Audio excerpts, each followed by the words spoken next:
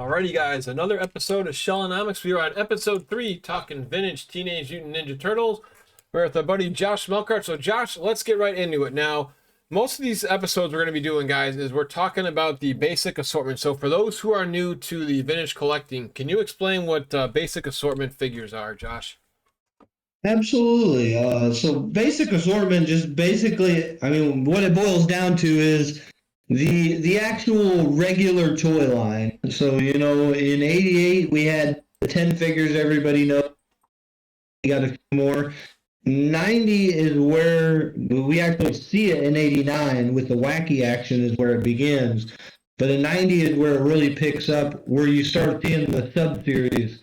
In 90, you're going to have wacky action and the Turtles in Disguise. But 91, 92, 93, 94, you see a lot of what we call sub-series car are figures. The as far as the Wacky Wild West or the Mutant Military or the Sewer Sports Turtles. Any of those are sub-series. The regular run of figures is just called the basic assortment. That's our main focus is going to be. Most people, when they're collecting, that's generally the first thing they go after is let me get the basic run. Well, makes sense to me. So before we're gonna talk about the basic. Yeah, now real quick, we will, if you guys notice, if you want to call us, call us on a mini technicality. Technically, in the '89 run, there were some wacky action figures. That was the Michelangelo, Rock and Roll, Sewer Swimming Don, Break Fighter Raph, and the Mouser. So there's some more wacky action in 1990. We got Sword Slice and Leo, Creepy Crawl and Splinter, and Slice and Dice Shredder. So, Josh, we'll just briefly talk on those in case there are fans who like these toys, and there's nothing wrong with it. Just, what's your opinion on these toys? I really didn't care for them except for the Mouser because this is the only Mouser toy we got as kids. Just what are your thoughts on these wacky action toys? Okay, so they all have some sort of mechanical action. Gave you a feature to play with as a kid. They're more cheaply made. I believe, if I remember correctly, in the stores, they were sold at a little bit lower price point as well.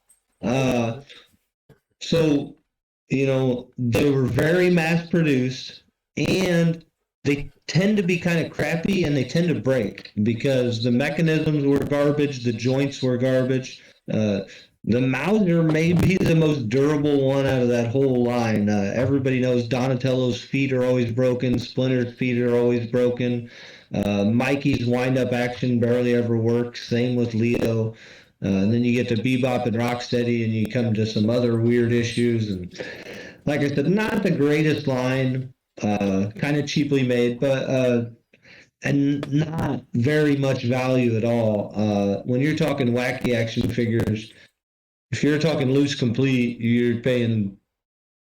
Besides, the Mauser obviously fetches a little bit more, but loose complete, Mikey, Leo, Raph, Don, $10, man. Maybe 15 if they're really nice and they work well. A Mauser you generally going to pay 15 or $20 for sure, just because it's a Mauser. And like you said, it's the only Mauser we got in the vintage line. So Yeah, we did talk to a cool collector who actually army builds the mouse, which would be kind of cool. But I'm with you. I used to, I was one of those kids who used to play with toys in the tub. I thought it was cool having Slim and Don, but I really don't recall much life with him. His legs, like you say, are always shattered. And it's actually a fun fact you mentioned, Josh, is I never knew that they actually, not like a different mold, but like a different material to make those toys. And they were just, I mean, like I said, I'm sorry, but they were, I'm gonna just call a spade a spade. They were garbage. I didn't really like the creep. I mean, they could have done a lot more with these toys. Creepy Crawl and Splinter is I guess they were trying to push the rad aspect, right? Because he really would actually like crawl if it worked. And yeah, the arm thing, I think it was just I kind of think it was just another way to have parents spend money because, like you say, I don't. A lot of us collectors don't really go for these. I guess if you're on a budget and you just want to have some vintage turtle toys, like Josh says, $10 for a complete toy, not a bad bargain if you just want to have a couple on a shelf and you just want to add to your volume. But like Josh says, value wise, they're not really much, and you can kind of find these anywhere. And we're gonna jump into the next sort of, I guess, extras are the disguise turtles. Now, for this one, we had Leo the Sewer Samurai, Raph the Space Cadet with his cool little helmet, which we'll talk about that helmet on an accessory. I think that one still goes for maybe a decent buck, but You got Mike the Sewer Surfer. Now, the only one I liked out of this, I always thought Don the Undercover Turtle was cool. Now, did you have any like at these ones at all, Josh, or no? So when I was a kid, I definitely remember having Surfing Mike. I'm positive I had this whole line, but Stuart Surfing Mike stands out to me as a kid. He's one of the, as far as loose variants as the disguised turtles go. Uh, there's two different variants on the length of Leo's sword, and then Mikey has a variant with his surfboard. There's one with three holes and one with two, maybe, or the pegs are in different spots, I believe. But once again, the turtles in disguise might be the most mass-produced line in the Ninja Turtles franchise. Uh, I've had Raph the Space Cadet sit on I think it was, had everything but his bubble helmet, and I could not sell it for $5. It sat on my eBay store for months and months and months. So cool figures. Everybody remembers having them as a kid. Not very much value. And besides, like I said, Don the Undercover Turtle was kind of a cool idea. Mikey the Surfer wasn't bad. Astronaut stuff was kind of played out by the time we were kids. I mean, they were kind of losing that whole astronaut hype by the time the 90s came around. So that one kind of fell on deaf ears. And then the Sewer Samurai Leo, it wasn't a very cool figure. It was kind of clanky. I never liked that one. Yeah, But and there was, and the thing too about this is, like I say, Mikey the Sewer Surfer kind of makes sense. Don the Undercover Turtle makes sense because he had the episode where they were in his trench coat, and they were featured in the movie, those trench coats with Raphael at least. But Sewer Samurai and Space Cadet, where did this come from? Like there was, there was no, like, as a kid you can't really imagine that setting. So accessory wise, like you say, these loose complete don't go for much. Does that space helmet for Raph have any value? Is that like probably the hardest piece to get? yeah, loose complete. So there's Don the Undercover Turtle's got his mask strap that's always hard to find, and that little black pizza that's hard to find. Okay. So those fetch some good value, but and then Raph's helmet for the Space Cadet obviously does too, but Mikey, nothing there. I mean, I would say Mikey and Leo are $15 or less, maybe 20 tops for a real nice one complete. Raph probably 25 complete just because the helmet. If you wanted to buy just that helmet alone, it's probably a $10 piece. More if it's perfect and clear because that's always scratched up and almost never clear. And then the little strap for the back of Don's mask, probably, like I said, if you're going to buy just it, it's probably $10, but you could probably buy the figure loose complete for 15 or 20. So those are some of them ones that you just buy them complete. Don't buy them unless you don't want to complete them. Just buy them complete because it's going to cost you more money to buy the figure and each accessory than it will cost you to just buy the complete figure. Well, that's a good point, especially in this day and age. Unless you're able to find them at a flea market or a toy show, if you're buying these online, and that's what another podcast, interview I just did last week. Got to factor in shipping, like you're saying. If you buy the figure, then you buy the accessory. That's almost anywhere between $10 to $15 shipping, where you could have got yourself another figure if you were able to just buy it complete. So no, I agree on that all the way. I wanted your take on this. So I'm looking at this checklist again. We've given a big shout out to Dan and TMNTtoys.com. This is our greatest gift, probably, to make it easier for us collectors out there in the toy vintage, just any TMNT toy. He's got them all, but. Yeah. Why does Don the Storage Shell Turtle count as a basic figure on his 1990 checklist? I was just curious about that. Okay. Everybody remembers the Storage Shell Turtles, but they came out in 1991. They didn't plan on releasing all four turtles as the Storage Shell.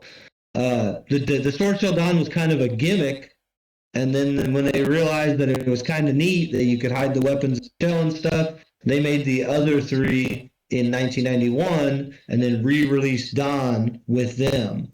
But Don will always have an earlier copyright on his shell than his brothers because he was actually released a year earlier. Now, isn't there a variant with the storage shell that's worth a couple more dollars or? Well, that'd be the black belt storage shell that were released in 94 and 95. And Oh, you're okay. talking a lot more than a couple bucks. Oh, okay. You know, RAF, I think the last RAF sold for almost $2,500. Uh, the other three, I mean, Mikey's going to cost you over 1,000 loose complete. Uh, Don and Leo are probably right up there, $800-900. Wow. So Well, I was lost on this. So for those listening now, again, we're talking about the storage shell turtles. There's only one that came out in '90, but Josh just gave us a lot of zeros on those other turtles. So how can that's us yeah, amateurs, spot the variant? Again, are you able to find these at Grandma's garage sale down the street in the toy bin? How can you tell the difference? so your regular storage shell turtles, the belt is going to match the bandana. So Donnie purple, Mikey orange, Leo blue, Raph red, and then the black belt storage shell, just like the name says, the belt on their waist is going to be black like an '88 turtle. And then they also came with translucent weapons. Raph in a translucent green, Leo in yellow, Donnie in red, and Mikey in a clear blue. Very valuable figures, very sought after figure.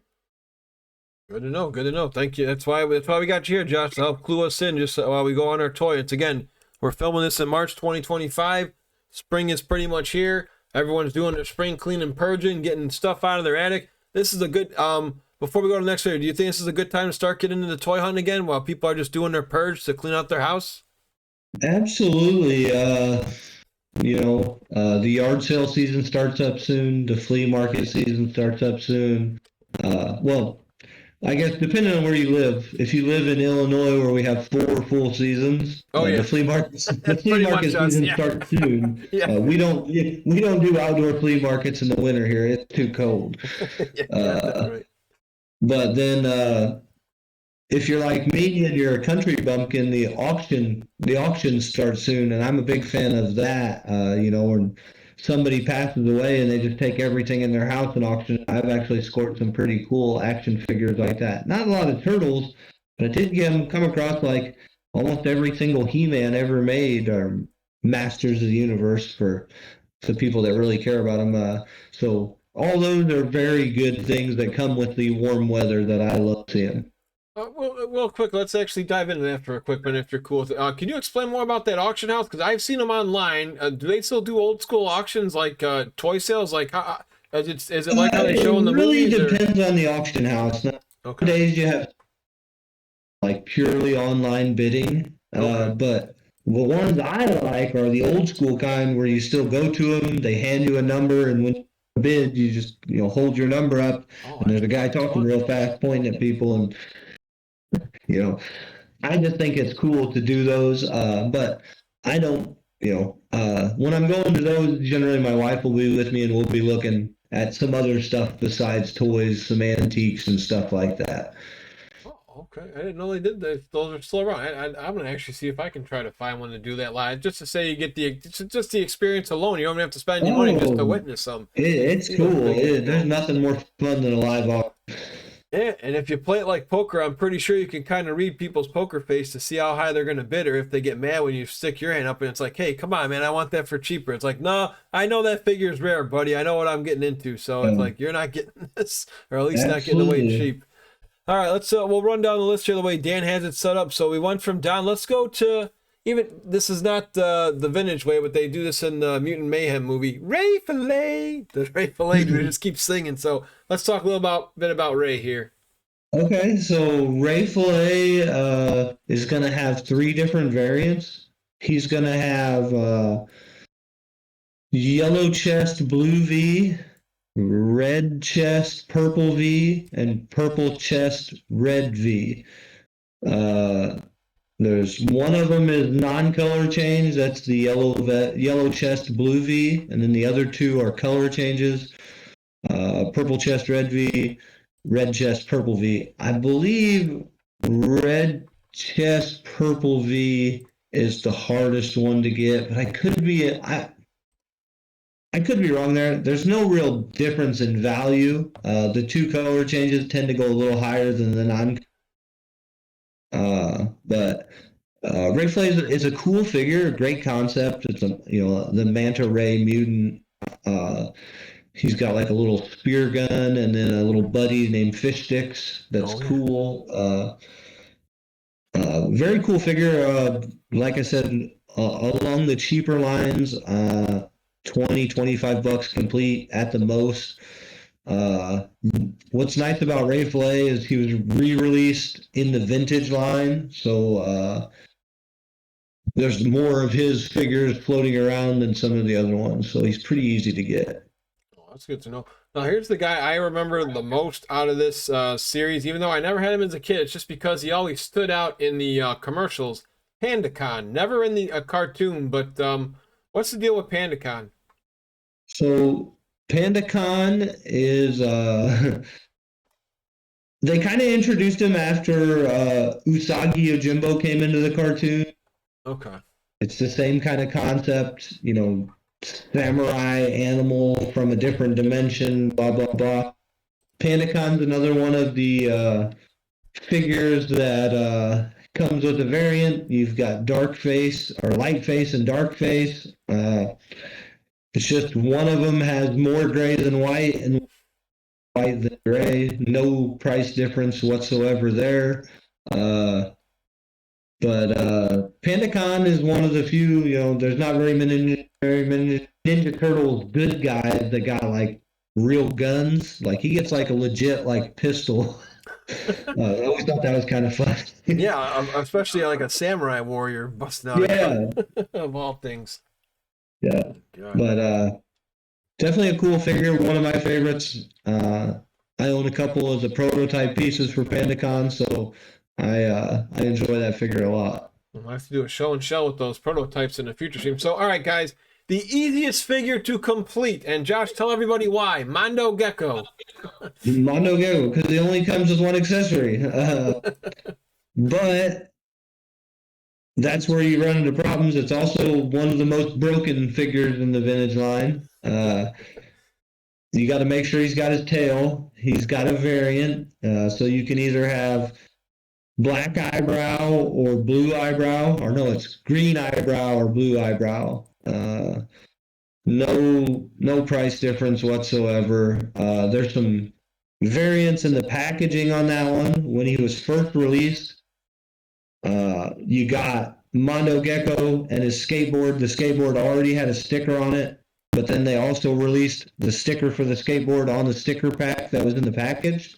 And then then later in the line they take that skateboard sticker off, and you just receive the other stickers that came with it. So there is some variants out there to hunt for. In the pack is kind of more difficult to find and does command a little bit higher price. But Mondo Gecko loose, $15 figure at most. Pretty easy to get. I think I sell him loose complete for like less than $10 on my eBay store. Way to go. And that's one of the, again, that's the easiest guy to complete. All you need is just one accessory. Like you say, to make sure you keep his tail. So, and the wheels can come off the skateboard too, obviously, so you got to make sure those are there. But yeah, I always thought it was a cool figure because he's so easy to see. Playmates did a great job with his footwork because he fits on that skateboard nice and easy. You know what I mean? He doesn't slip off. Absolutely. So I like that one. I always liked it. Now, this one's going to be a little bit of a challenge because a lot of people will buy this character and they forget what he comes with. So Wingnut and Screwloose, let's talk about those guys for a brief moment. Okay, so Wingnut and Screwloose were in the cartoon. They actually appeared in the comics as super cool figure. So Wingnut is his own version of Batman, kinda. It's almost like a spoof. Screwloose is his little mosquito buddy. Cool figure. I thought it was cool because, like Ace Duck, he had wings and you could kind of make him fly around. He had a grenade and a pistol, a belt, 2 wings, and screws. There's no variations on that one. But a cool figure. See, a wombat. I want to say he's a wombat, if that sounds correct. I would say so. I think that's. I mean, I know there was an episode about wombats. He wasn't in that one. That was like where they made fun of Chuck E. Cheese. Those guys. I always like that episode. But no, it's What I want to say too is this the first year they came up with like you call so what are the vintage guys called? They call them buddies, like that little figure that comes with them to help these The figures little be buddies or complete. sidekicks. Okay. Trying to think if anything was before them. I don't think anything's Yeah. before 1990. I No. think you're right there. This is the debut of these little Well, guys. you know, Okay. the little guys that came in the ooze can would have been Oh, that's true. 89, but they didn't come with a figure. But yeah, I guess 90 would be the first year anybody came with a figure too. Uh, just that once again, they're looking for a little more replay value, a little bit of play value. That's kind of what they're going for by throwing in those kind of little extra things. Yeah, no, I always thought it was cool. It's like once you get a bonus figure, pretty much. So, and you Absolutely. got to make sure you get those wings, guys. It's kind of like a Baxter Stockman. Like I say, there's a lot of people that may not know he does come with wings. So you want to make sure if you're looking Yeah. on eBay and whatnot, make sure you get everything with them. And then the wings are right wing, left wing specific, so you can't just buy any two wings and they're going to fit. You got to make sure you have the. Well, I appreciate that tip there too. Now you are correct on that. Coming up next, a gentleman who was in the Turtle cartoon with the Donatello Dark Knight parody on the cover of Turtles 3 for Nintendo, but did not compete in the game. But at least he was in Shredder's Revenge. So I always thought the Triceraton was cool. But again, let's talk about a bit about him and his tail. Okay, Triceraton, another one of those ones that I talk about, one of the broken vintage figures in the line. Triceraton is always broken because of the way they set up the joint with his tail. It's like almost like sleeved. It just always snaps there. Uh, no variants on Triceraton. He's one of Krang's warriors from Dimension X. Comes with 2 blue guns, a white belt. Cool figure. It's one of them ones that some people army build. Oh, okay. Uh, doesn't much look like the Triceratons that we were looking from the comics or anything that we knew, but cool enough figure. No, I liked A him. lot of people confuse. They see Triceraton's belt and they always say it's Rat King just because it has rats on it. But they're Oh, dead rats. Why would the Rat King have dead rats on his belt? He likes rats. that's So a good Rat flex. King is an orange belt, Triceraton is a white belt. Okay, got you down there.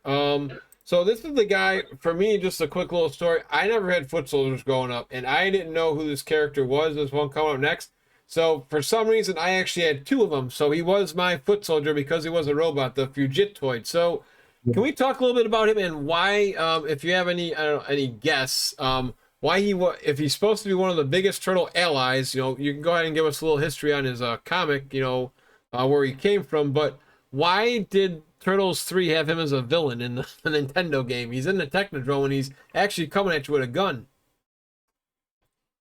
It's so So random. Fugitoid, he was made by I mean, same guys that created the Ninja Turtles.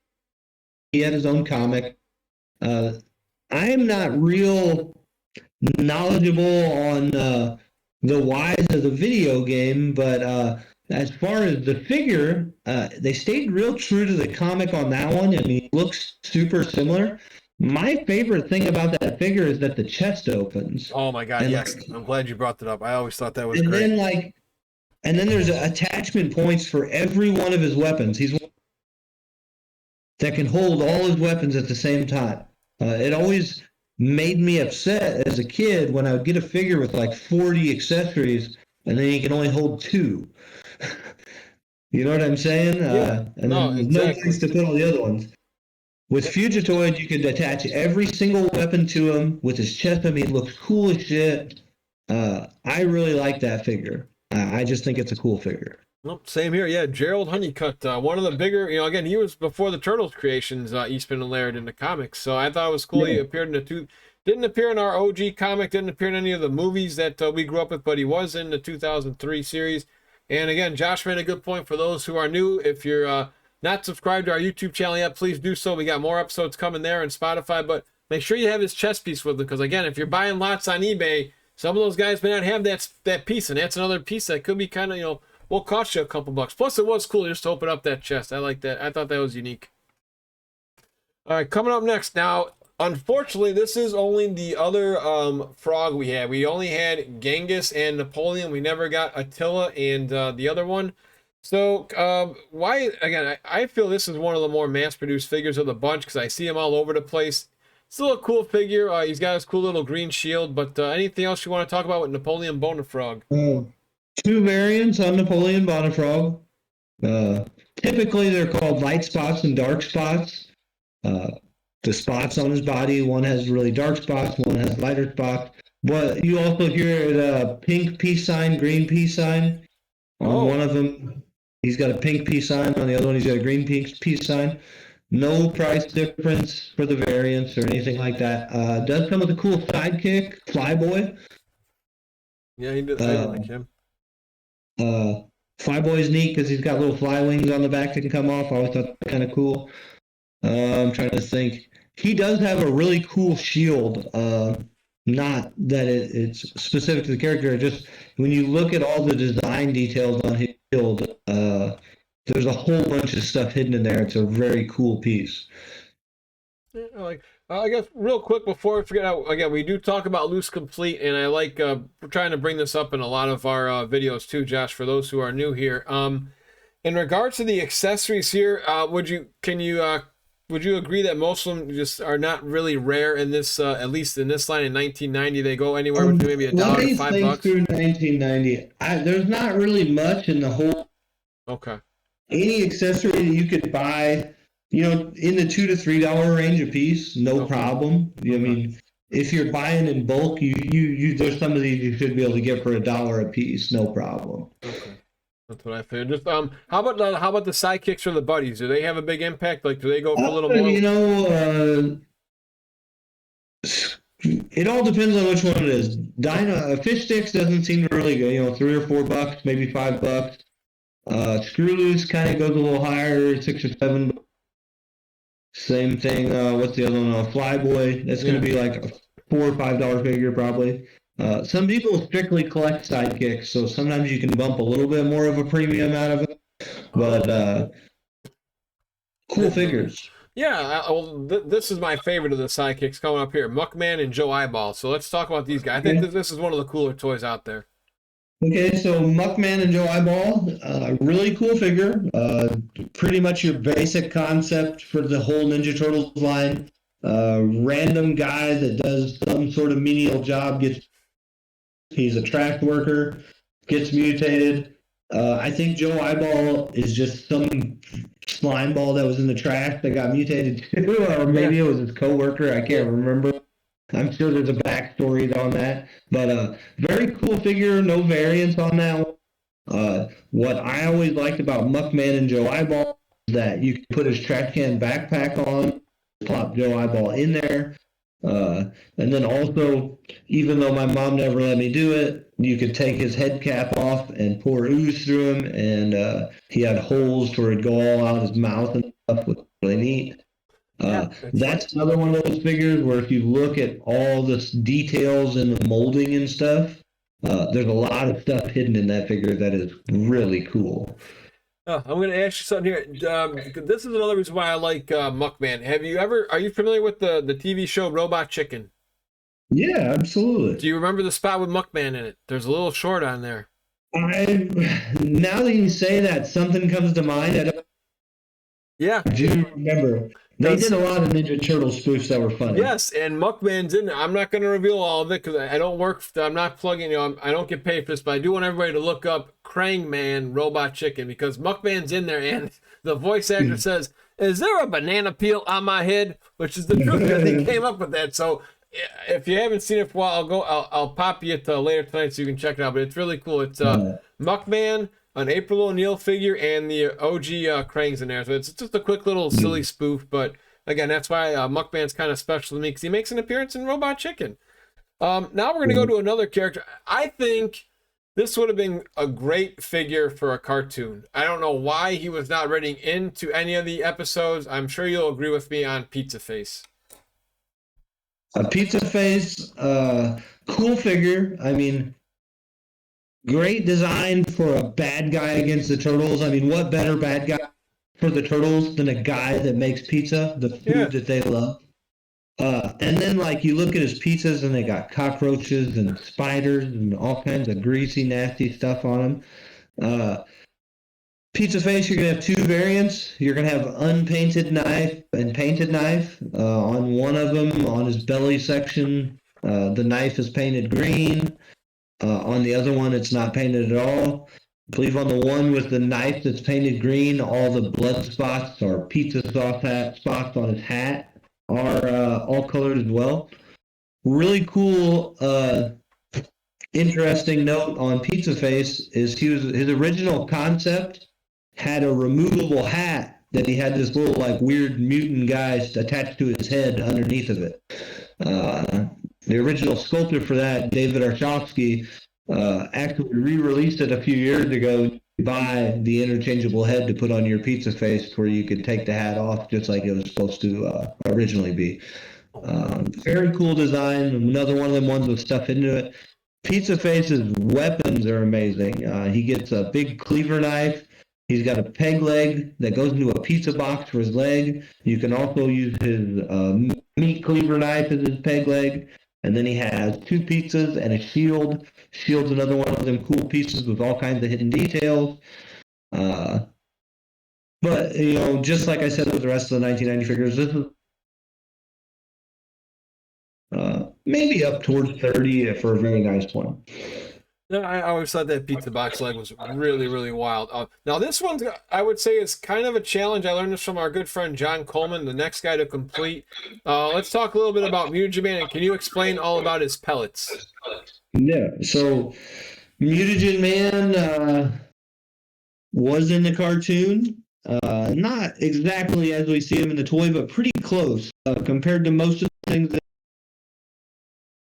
that we got a real close offer.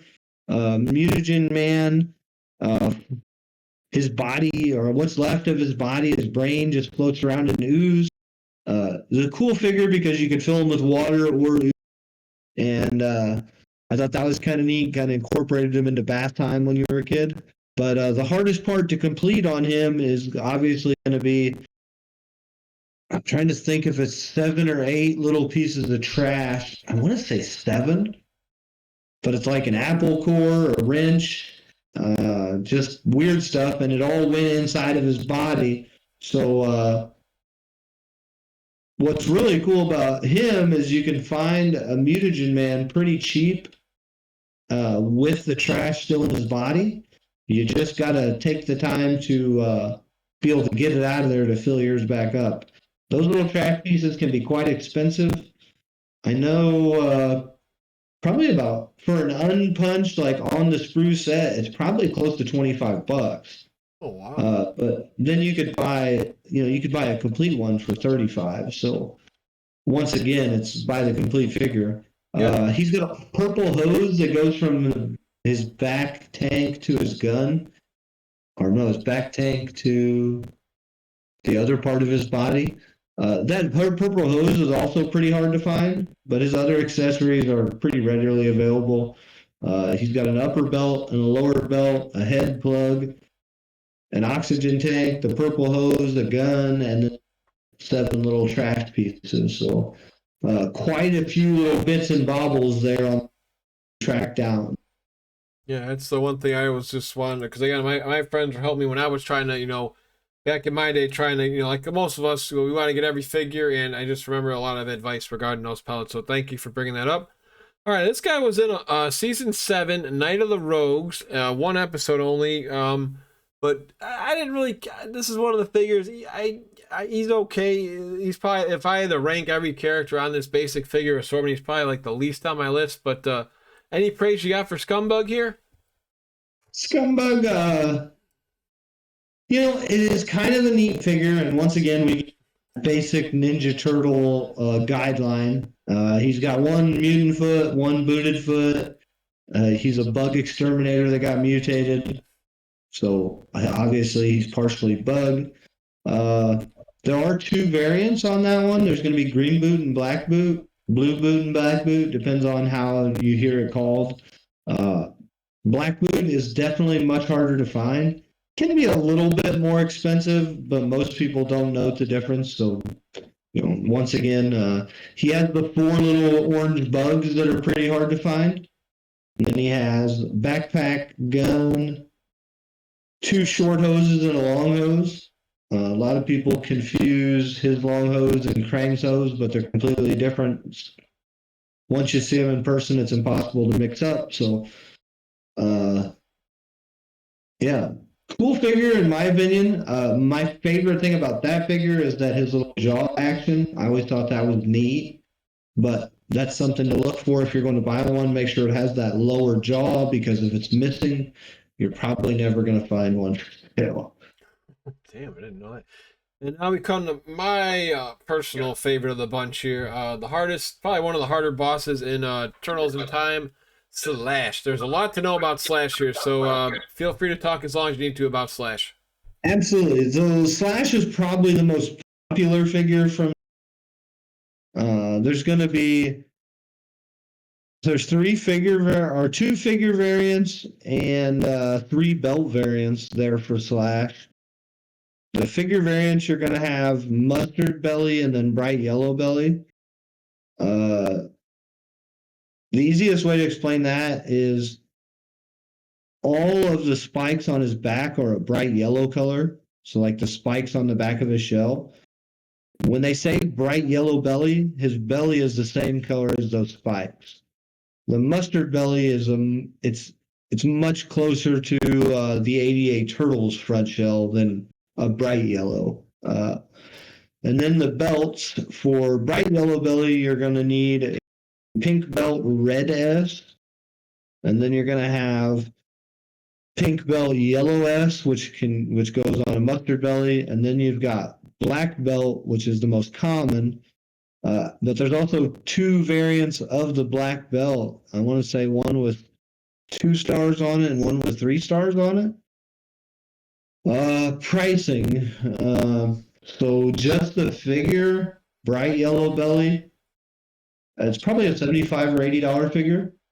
Loose complete, 130 to 160 probably, depending on condition. And then your standard mustard belly, pink belt, yellow S is probably between a $50 to $70 figure. And then your regular old loose complete Slash is probably $30 to $40 figure, depending. He comes with the same exact accessories as Toka. He has the exact same body as Toka. They just kind of swapped out the heads. And then the little shoulder pad thing. But Slash is definitely a popular figure. He's not hard to find by any means. It just tends to be that people buy him up quick. So he can be a little more difficult to find just because the whole supply and demand scenario. Well, it kind of makes sense. I always liked him because I'm a big wrestling guy, and I always liked having all his championship belts. So it was pretty cool. I thought to have those. I kind of wish, and if they had to do it again, maybe they would have given us variants with the turtle belts, kind of how they did Slash. Then that would have been a kind of a cool little plug. Let's see here. So, a couple of things we can bring up with this line. If you guys are enjoying these, again, do comment down below. For this run we're doing now, we don't really plan on talking about the vehicles. We do know there's a lot of them. Maybe down the road we just do a quick little, pop about all these vehicles. But the ones I wanted to get into, I never had these as kids, but I always thought these ones were really cool. What was your take on the giant turtles? So the giant turtles to me were the main reason they were cool when I was a kid wasn't really for any kind of play value on them. It's because they came with the weapons.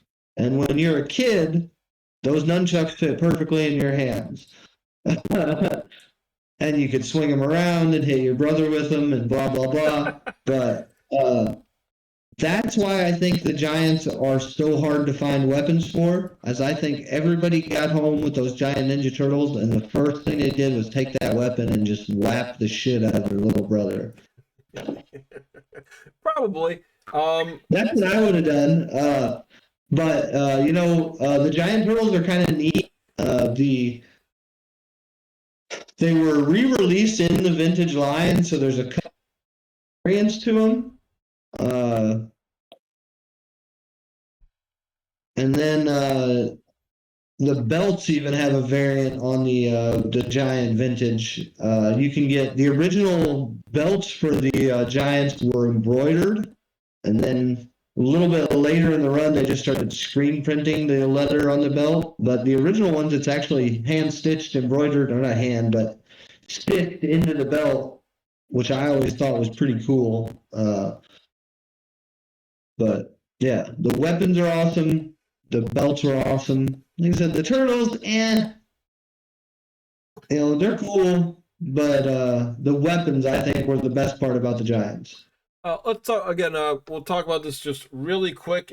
Can you explain the difference here between these giant turtles and the 1980, the 88 toy release? Because as I know, you don't get the throwing stars. And how many weapons come with each turtle? Okay, so Mikey and Don just came with one weapon. You got one bow or one nunchuck.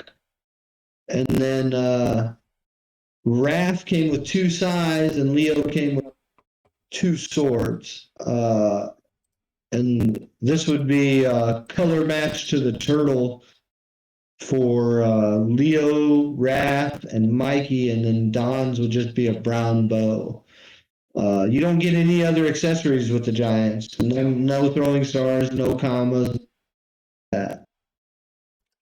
And how do you tell the difference of not the reprints, but they have been doing these re-releases, and I just wish there was a different. I wish they could have found a different way to call these giant turtles, because for people So like you're talking on the modern re-release? yeah, because for me it's like there might be somebody again who's new to this, and they're just gonna see giant 1990 turtle, and they're gonna get excited and buy it, and then they're gonna say, wait a minute, this isn't the right vintage one. So what's an easy way for people buying those to spot the difference? Number one, the colors are just different. You can, if you look up a vintage set and then look up a modern set, the colors of all four turtles are different. But the number two, on the new releases, the belt is on there permanently. You can't take it off. On the old ones, you can take the belt off. Okay. So if you messed with the belt and don't see any way to take it off, that's a new one. The next thing is all the weapons are just a little different. Like Mikey doesn't have a string chuck anymore; it's got a plastic chain on it. They're just goofy. They're just a little weird. So Okay. pretty easy to spot the difference. But yeah, it's one of those. The more of these re-releases and remakes they make, the harder it is to sort between the modern and the vintage when you're buying them in lots on eBay for sure. Yeah. So the episode's done with the toy talk, but just for some bonus tips here, I always like trying to pick Josh's brain a little bit, and we're gonna talk a little more about these reprints now. So, do you think two questions? One, this is gonna hurt the market value of our original toys, and two, they're doing all these re-releases. Do you ever see them actually giving us the Shogun Shotes, the scratches, and the hot spots to come back? Okay, so when you ask, is it going to affect the value? Uh, we can see whether that's happened or not, and I can fact that 100% it has affected the value of vintage turtles. Yeah, which is sad. And what I always point to is that if you want living proof, if you look at the Sewer Heroes line, they were re-released. I want to say like 2021, maybe 2020. Doesn't matter. But Mighty Bebop used to be a pretty sought after figure in the vintage line, very hard to find. Loose complete, it'd be like 150, 200, almost $200 figure. Since the re-release came, he's worth half that complete. So Oof. definitely affects vintage value. Even though the figures aren't quite the same as vintage, a lot of collectors are happy enough to say it looks like the one I had when I was a kid, and that's all that matters to them. So I get that side of it. Okay, and then what was your next question there? Yeah, no, I'll just speak my piece here. I really don't like it. Again, just I guess maybe just like that old man, get off my lawn. I just would rather they leave our figures alone and they can do something else. I mean, I guess it's kind of cool for some people to have a chance to buy these because with that Mighty Bebop, I know a lot of his toys have the ear busted. We talked about busted tails, and we can dive into that more when his year in Yeah. time comes. But just since they're doing all these re-releases, do you think they're going to actually really put a stomp in our retro collection and actually throw out the hard pieces, the scratches, the hot spots? Do you see them ever Uh, doing those figures again? I would hope they don't, just for collectors' sake, Yeah, because like it muddies the waters. It's just like this. There's 1,000 of them. Just I call them shitty scratch repros. yeah, we talked about those. Right. But they're getting to be some pretty good ones. And then like obviously every time a new look at them. But the more and more of that type of stuff that comes onto the market and kind of muddies the water, the harder it is for newer collectors to get into it and enjoy it as a vintage thing. Now, as a person that's just trying to relive memories, stuff like that, I totally get the retro line. I just, I personally feel like it's a money grab. I don't buy them. No interest in them whatsoever. There's no way in the world I'm going to pay or whoever the fuck Yeah. $20 for a sewer surfing Mikey when I could go buy a vintage one for 15. I am not going to do it. I see lots of people do it. I mean, people buy them and show them off in all the Ninja Turtle groups all the time. I'm not that guy. That doesn't make any sense to me. Why would I pay $30 for a re-release Baxter Stockman that has shitty weapons when I can get the real vintage Baxter Stockman for 10, $15? It just doesn't make sense to me. No, I am with you And all the then way. I don't see them holding value. That's where I see a lot of people. They say I'm saving them, I'm collecting them.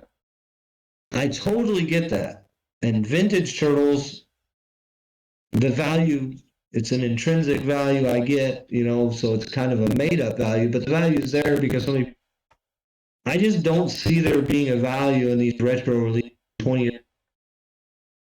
They might not be worth a little more, but we're talking where, you know, Scratch was a $5 figure in Walmart and now sells for, $10,000 on the card, whatever the fuck it is. Yeah. So there's no way that the re-release of uh Navy SEAL Mike, that's another one. That one just came out. Oh That's gonna yeah. hurt. That one's a huge bummer because Yes. so many people try to, and they made the exact same color as the vintage one. I'm different. Put them side by side, and I'll check it out of it. But it's like, at least if you're gonna make them, make something different about them, so it's easy to tell. But no, they make it just about as difficult as possible. And it sucks because when I mean it's just cringe hearing that be the vintage figure. That's not a vintage figure. The vintage figure is the one that came out in our time in our era. So yeah, I don't like those. Another one that again some people like me, and this is just our opinions, guys. This is not really a debate. It's just our opinions here. What is your take on those Super 7 figures? It's another way to re-release the vintage figure, buff them up, pimp them out, Okay. and spend a lot more So money on the figure. that one I kind of got behind. Okay. I bought the Super 7 Scratch, and I think I have the Super 7. I do. I have the Super 7 Scratch, and I have the Super 7 Mutagen Man. I believe they're both Super 7 Ultimates. The accessories are cool as shit. The figures are cool. When I see those ones, I always think those are the action figures we should have got when we were kids. The weapons are cooler. They have, more articulation. They pose better. They're a little bit bigger. They fit in your hand a little better. You know, uh, those are the ones we should have got when we were kids. So I have no problem with any of the NECA or 7. I just feel like all the Playmates are a money grab, and like, especially some of them, they like are the crappiest made. What was it? Was it Ninja Turtles Cobra Kai or whatever? When Yeah. I saw those figures looked so shitty. Yeah. I looked at them and was like, I would not buy those for my kids because they look crappy. They looked like bootleg figures, or those ones that came out with the trench coats. I don't even think I've I seen don't know those what ones. Playmates was smoking that day, but they could probably still solve like all the world's problems if everybody got a little bit of whatever they were on. No comment there on that. Just I'm laughing now. I left my train of thought because that's kind of my view on that too. With this, maybe they just want to kind of like, hey, kind of like, hey, we're still here because NECA's passionate with their toys. The Super Sevens, yeah, like the Rapid Mike. I thought that figure was cool. So you have no problem with paying a little bit more of a premium price too because Yeah, okay. but like I said about the same way with NECA, I buy some, but I buy the ones I like. Generally, it's ones either that I think the figure is really cool and I like having one that busted into the details a little more. Because you Playmates, when you start looking at like the difference between hard copies, we lost a lot of cool details along the way, like that the original sculptor had shown off. And I feel like Super 7 kind of brings some of those details back out in the figure. They just do a really good job of making a new figure with a vintage feel, if that makes sense. No, it does. It does because it's kind of like a new light shining. It's like, and it's. I agree. I think they're pretty rad, and value wise, the thing is too is a lot. Now they're not like Beanie Babies where they're retired, but we did have a cool collector on. And just how you said too in regards to reprints, he said the same thing about his Foot Soldier Army build. He's like, I was thinking it's kind of cheating when I'm building my vintage army line if I'm buying those, re-releases. So he actually said he wants to get the OG ones, but where was I going with this? Just yeah. Any other thoughts on value in regards to the NECA lines? I guess in the Super Sevens, like the reprint or Oh, like, there's been a few of them like Scratch when they first announced it. The pre-orders went huge. People were buying them left and right. But most of them, if you're wanting to wait about a month, maybe 2 months after they come out, I've seen most people be able to get them at retail or below retail, no problem. There has been a few of the NECA ones that were hard to find. What's his name? Doesn't matter. I don't know. There's been a few of them, like the movie 3 ones when they first came out. Hard time finding them, selling for not a ton more than retail, but people were able to like buy them and then make 1.5 times their money off of them. Which anytime you can do that with something that's sold in stores, you're doing all right. yeah, I would say so. All right, so this will be our last topic we bring it in here for. So let's talk about trading now, because I think that I don't do it as much. But just what are your thoughts on trading for those who are new to collecting? Okay. What to do, what not to do, and how to make sure it's favorable for, I guess, both parties. Because again, if I'm trading you, I got a turtle van, and I want a figure from you. I'm the one who's fronting more shipping, so I got a big ass turtle van here. When you're sending me a rarer figure, so just yeah, if you want any insight you want to share on trading, if you've done it, if you still do it, and some do's and don'ts. Absolutely. So trading used to be a really big part of what I did when I was first getting into. Uh, I was lucky enough that my first trade ever on with for any Ninja Turtle and any toy was with one of the coolest Ninja Turtle guys on the planet, Jerry Wisnowski. Uh, my first trade ever, Ninja Turtles, was I traded 5 Mego Star Trek figures for a loose complete hotspot. And that would have been about 13, 14 years ago. So you can trade and get some big time stuff and not have to fork out the money, but you also have to realize when we did that trade that I shipping than he did. So yeah, it can even out well price wise, but what I always tell people doing trading is make sure you vet the person that you're trading with and make sure you yourself are vetted. You can't be wanting to make people trade with you if you're kind of shisty or you're known for trying to rip people off or you have you know, where you overvalue your items. You know, if you're trading with somebody, just be honest with what your stuff is worth, what their stuff is worth, uh, and what it really comes down to. Value doesn't even shit in the trade. Are both parties happy at the end of it? That's the big thing. You know, I might be willing to trade lots I want. You know what I mean? So the big thing is vetting that person. All you got to do for Big Ninja Turtles group is say, hey, I'm looking to do a trade. This guy, has anybody worked with him before? Does anybody have anything? Really quick, if they're a scammer, the group tells you. If they're a good guy, the group tells you. Like I said, back when I first started doing trading, it was kind of hope they weren't ripping you off and, you know, send your thing and hope it all turned. But and always has for me, I've yet to be scammed in any kind of trade. But it's something I would be a lot more careful with these days, but definitely can be done. There's some really good groups out there that kind of watch out for the bad apples. So, and they're public groups too. There's a couple I'm a part of that are in the turtle group that I think we both know the admins very well. If you have a question, you can talk to them. I would also say, just how Josh always says, make sure you're using a box, not an envelope when you're mailing figures. Just out of respect, make sure you handle with care. Spend that couple extra bucks. You know, treat that figure like you're the one receiving it, right? You want to make sure there's bubble wrap in there. You want to make sure everything's included.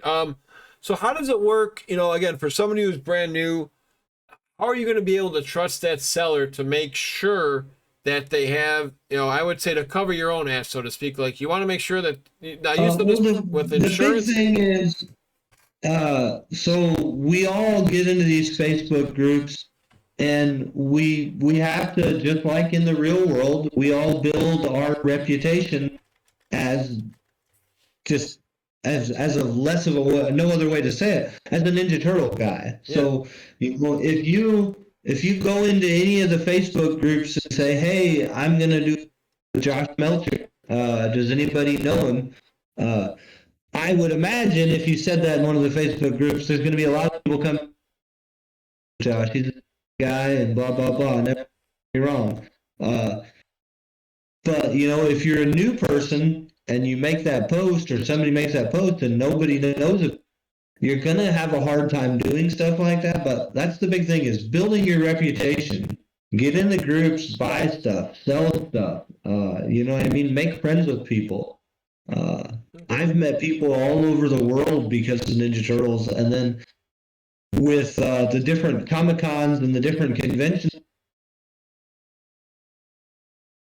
my favorite,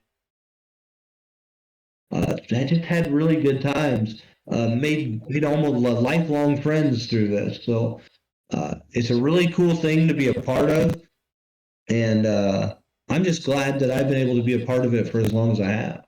Yeah, and well, I know we've done a couple trades back in the day, and I've always liked it because, you know, other things you can do to make this easier if you want is when you bring it to the post office, ask for a scanned receipt. So that way you cover yourself. Feel free to take a picture of your addresses to show, hey, look, this is how it's packed to them. One question, I guess, just if it's somebody who's new and they're a little nervous.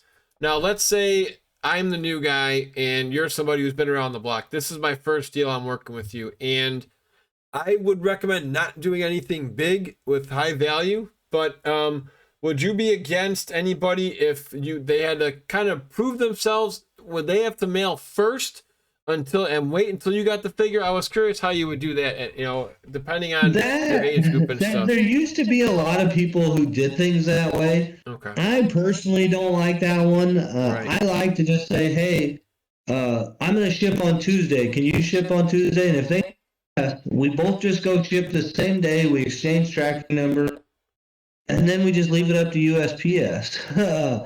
But I have seen stuff where people do it that way, where, you know, I'm not going to ship mine until you ship yours. And for me, I wouldn't mind that. It doesn't matter to me. But like you said, definitely don't trade any high-end stuff. Know the stuff you're trading. Don't let yourself be a victim of any kind of ripping off.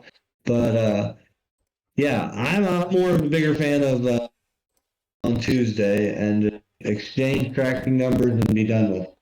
No, I like that. And how long do you wait for somebody? Because again, the thing is you want to try and make the like for an example. Hey, Josh, I've got the figures we talked about. Look, I've got Slash complete, and I am interested in your wing nut and screw loose complete. Okay, even though they're not, I mean, just for the sake of this video, we're gonna say they're both equal value, regardless of the mustard belly and the popularity. So we've got this trade ready, and then they do like you don't hear from them for a couple days.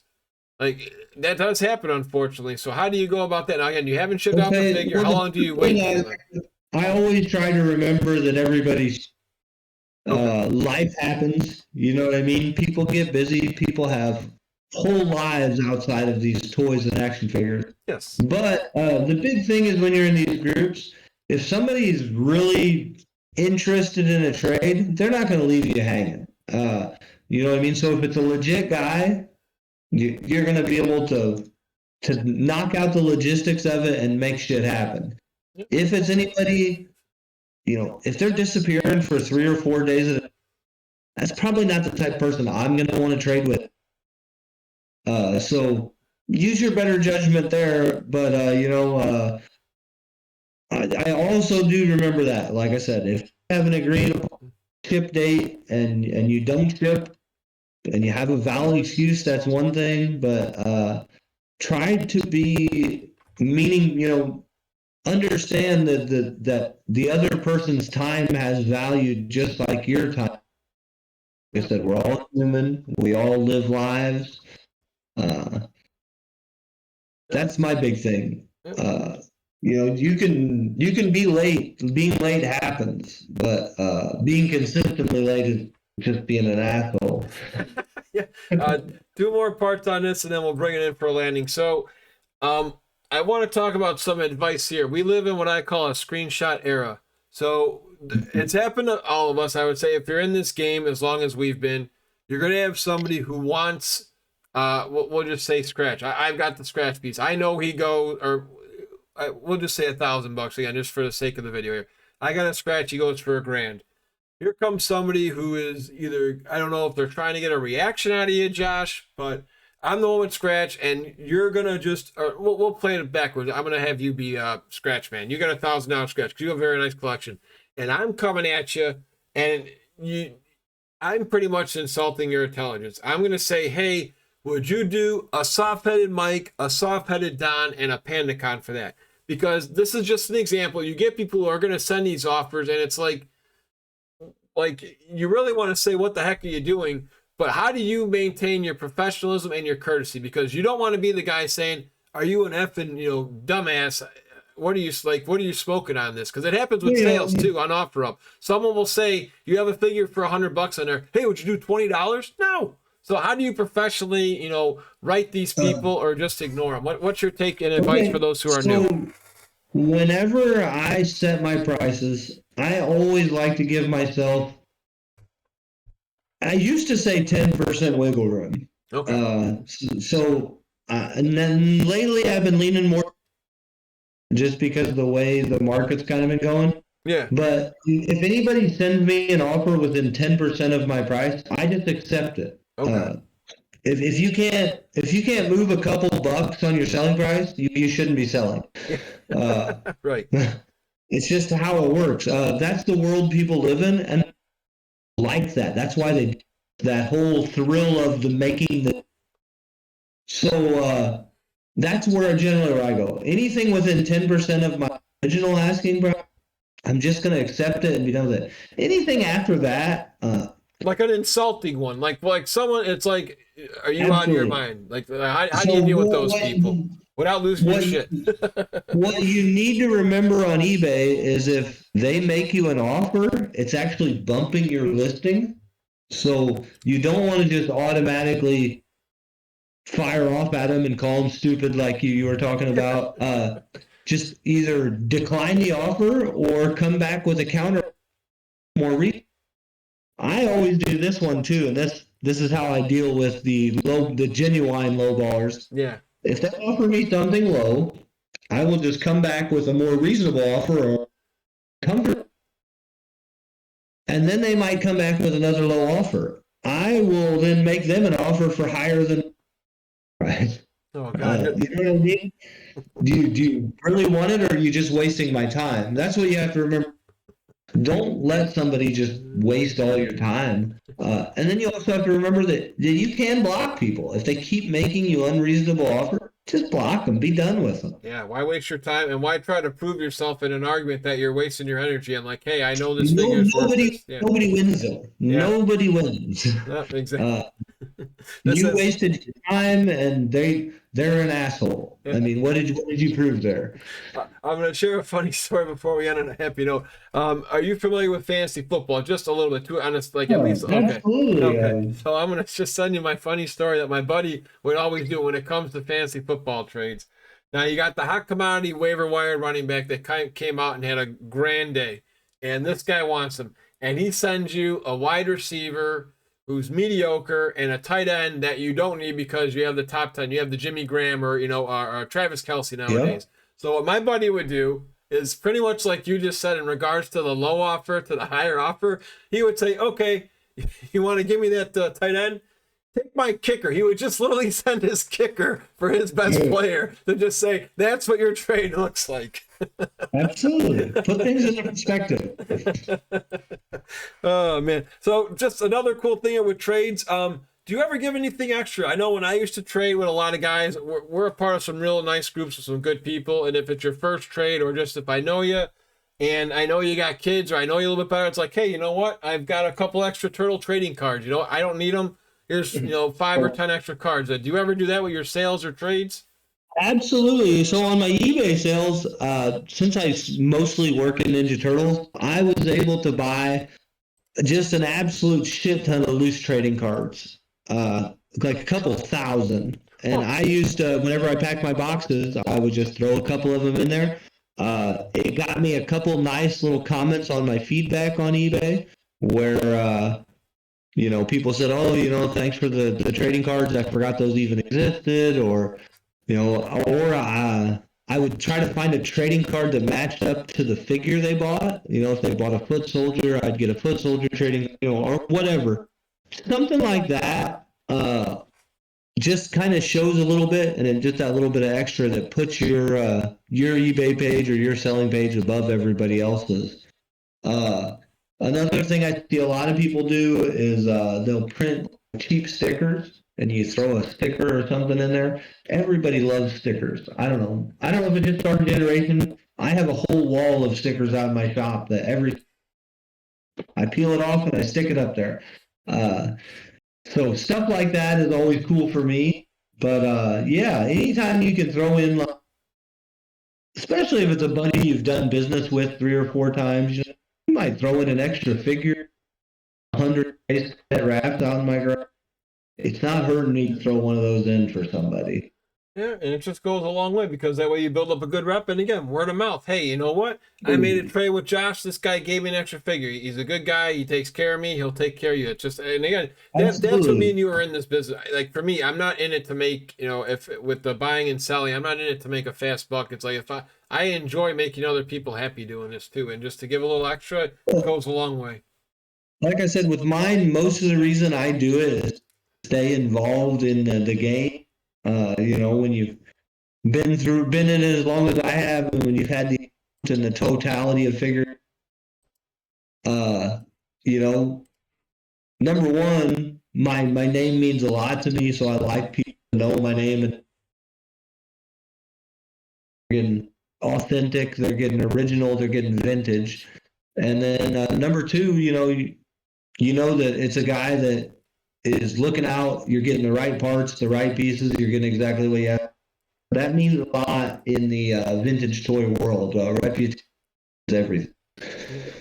Oh, I agree. Josh, it's been fun. So not only do you have a great toy collection, you have an excellent shirt. I got that shirt autographed by all 4 voice actors. I used to wear it all the damn time. I love that one.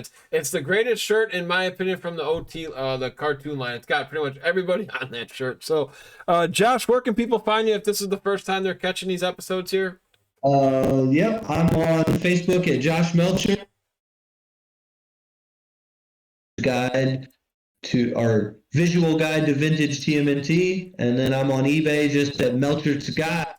That's the only 3 social media platforms I.